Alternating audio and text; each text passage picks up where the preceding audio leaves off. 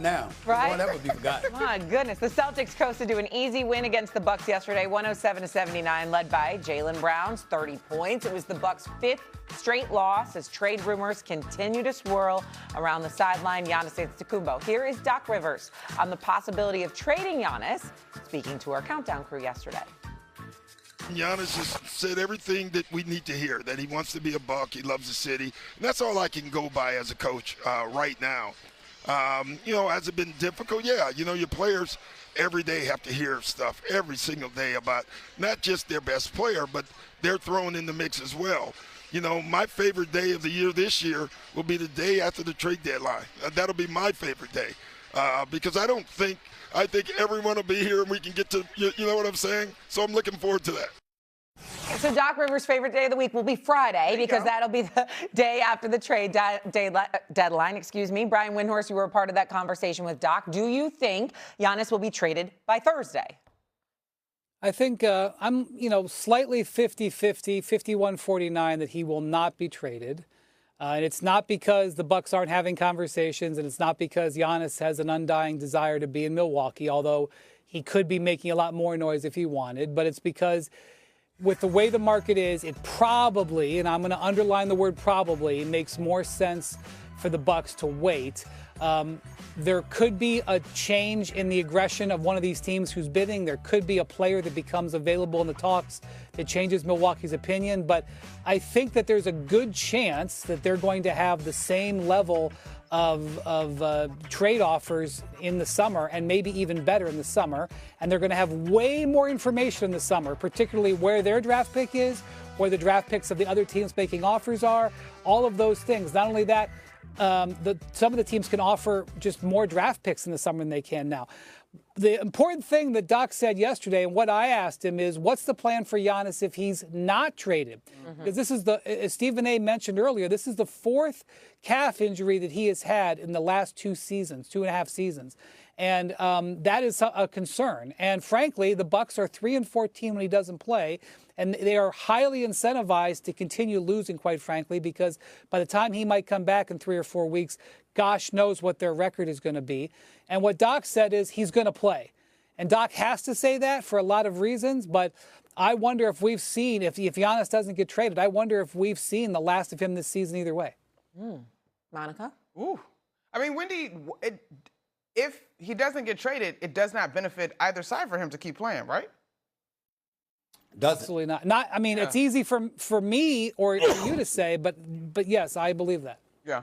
I agree. If the thing to me that is the sticking point, Shay, is by all accounts, Giannis wants to be the good guy, even though he acknowledges it is probably time to move on. In case, then he would wait till the summer when it can probably be the best offer in terms of him getting where he probably wants to be and the Bucks can get the most in return. I don't see this as a Jimmy Butler, I got to move now. I don't see that happening. So you think it won't happen either until the summer? You don't think it's going to happen by Thursday either? What do you think, S.A.? Well, you know what it is? I think right now it won't happen. The reason I feel that way is because I think that it would happen if he were healthy and playing and wanted out. But the fact that he's not healthy and he is out, that gives a lot of teams cause to pause because you're going to have to give up a lot in order to get him. Whether it's in the realm of picks or some blue chip players or whatever, you're going to have to give up something to get Giannis. And you want to make sure that he'll be available for you.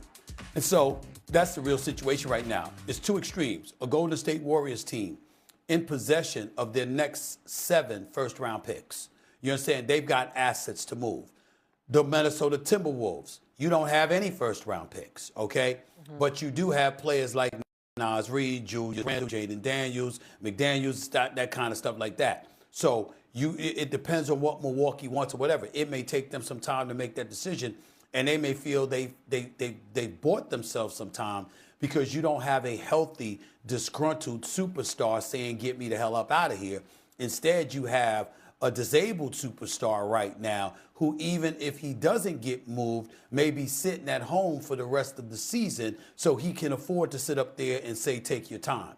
That's the situation that's going on in Milwaukee right now. So I think I would say it's not impossible, but it's more unlikely than likely that he'll be moved before the trading deadline because there's no urgency right now with him and his calf injuries and the inability to be on the court because you want to make sure you safeguard him at all costs so you don't find yourself in a position where he gets injured and then you can't do anything with him or for him. You don't want that problem. Yeah, see, the Bucks are the. Yeah, go ahead, Shay. Really, Wendy, and maybe you could speak to this, and maybe this is what you were going to say.